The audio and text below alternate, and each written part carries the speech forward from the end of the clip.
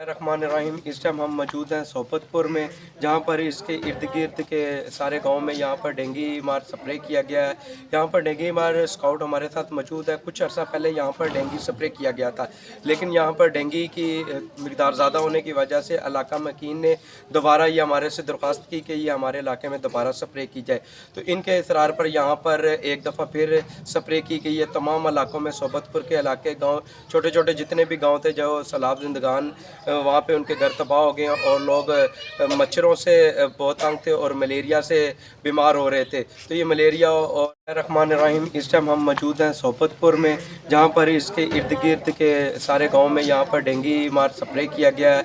यहाँ पर डेंगू मार स्काउट हमारे साथ मौजूद है। कुछ अर्सा पहले यहाँ पर डेंगू स्प्रे किया गया था, लेकिन यहाँ पर डेंगू की मिकदार ज़्यादा होने की वजह से इलाका मकीन ने दोबारा ये हमारे से दरख्वास्त की कि ये हमारे इलाके में दोबारा स्प्रे की जाए।